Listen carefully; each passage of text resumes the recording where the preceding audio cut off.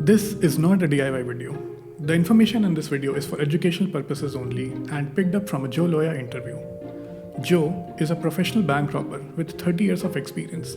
He got caught and was sentenced to 7 years in prison.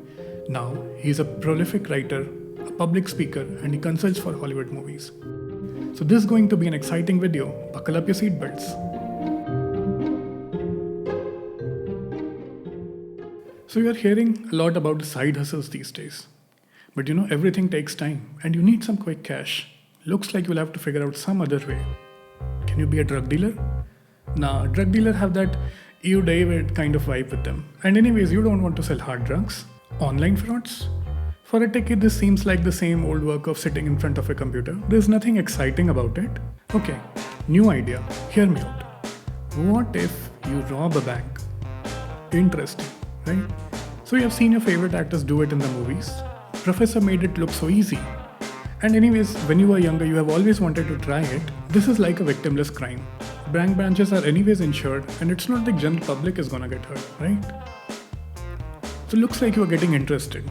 Let's see what kind of loot you can get away with.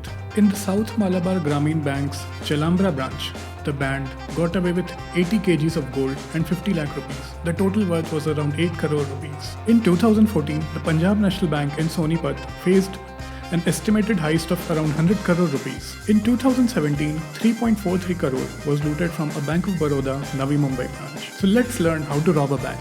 Theoretically, of course. You can approach this problem from multiple angles. You can go with the guns blazing and force the manager to open the vaults. In such cases, it is very important to instill fear.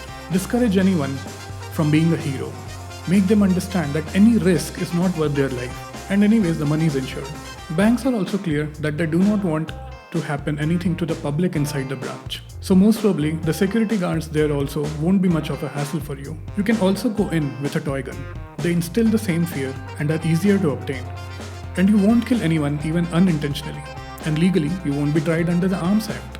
In the last 2 years, in Delhi NCR alone, there have been around 14 cases where the dummy firearms have been used in bank robberies and street crimes. Otherwise, you can plan an elaborate heist and break in the vault at night. In the 2014 Punjab National Bank heist, the thieves dug up a 125 feet tunnel from an unoccupied house nearby. And the heist took place at the weekend. The leader of the Chalambra Bank heist confessed that their method was inspired from the movie Dhoom.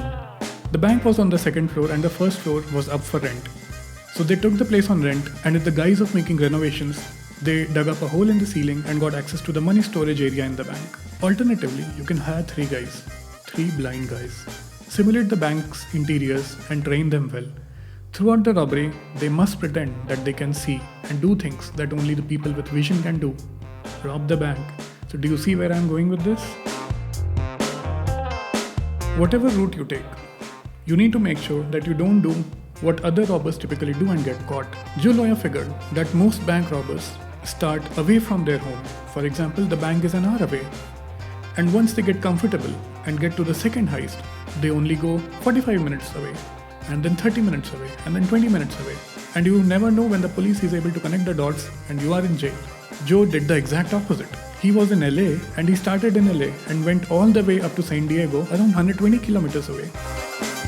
Now the bigger the heist you want to manage, the more sophisticated crew you will have to get. You can recruit people with different skill sets. You need to get a dedicated getaway driver, a vault cracker, and others. But the problem is, in the legal businesses, the partnerships are already risky enough. And in the underworld, where you cannot call the cops or lodge a court case, things can go south pretty quickly. Every person you bring in is a loose end, and you need to make sure that if they get caught later, things do not tie back to you. Whichever bank you choose the one which has multiple escape routes and is near a highway so that whenever the police arrives, they won't know you left in which direction. Choosing the right car to get away is important. The police would be looking for a van or an SUV. So what do you need to do? Do the exact opposite. Maybe drive away in a hatchback. Now that you have the nitty-gritties figured out, I am sure you will be successful in your side hustle. But a final piece of advice. When you have this huge robbery cash sitting with you, you need to make sure that you do not go out and spend all this recklessly. And this is where the money laundering comes in, which we'll discuss in our next video. If you enjoyed this video, consider subscribing and press the bell icon. Wrapping it up, this is Paritosh signing off.